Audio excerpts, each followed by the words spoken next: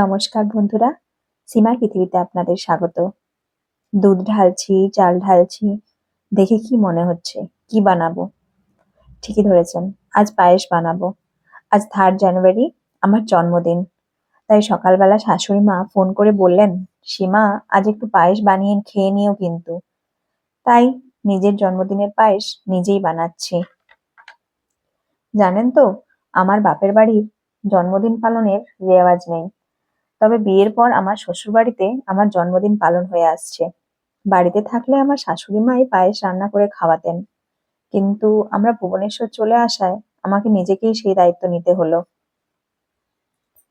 শোভন ও সানা আমাকে মাঝরাতেই ঘুম থেকে জাগিয়ে জন্মদিন উইশ করে দিয়েছিল। তো চলুন বরং আমরা মাঝরাতের কেক কাটার ভিডিওটা দেখে নিই। Happy birthday to you. Happy birthday, dear mama. Happy birthday to you. Sovan O Sana May the আমার জন্য কি God সুন্দর একটা কেক bless নিয়ে you. এসেছে দেখুন। May the সেই কেকটাই God কাটছি। bless R you. আমার মাথায় Have a দেখুন long সানা কি একটা life to পরিয়ে দিল। you. বলল, মা এটা Happy পরো। birthday to মেয়ের আবদার you. ফেলতে কি পারি? তাই Yay! পরলাম। তারপর একটু ছবি টবি তো তুলতেই হয়।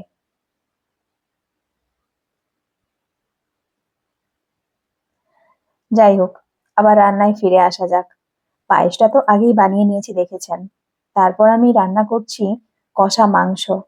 আর একটা আমার খুব প্রিয় খাবার, চালের আটার রুটি। এই রুটিটা আমি খুব একটা ভালো পারি না, মোটামুটি পারি। আমার এক বন্ধু খুব ভালো বানায়, তার কাছ থেকেই একটু শিখে নিয়েছি। কথা বলতে বলতে আমি রুটিগুলো কিন্তু একটু একটু করে বানিয়ে নিলাম।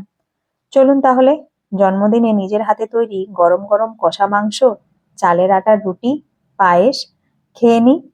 দেখা হচ্ছে পরের একটি ব্লগে। বাই।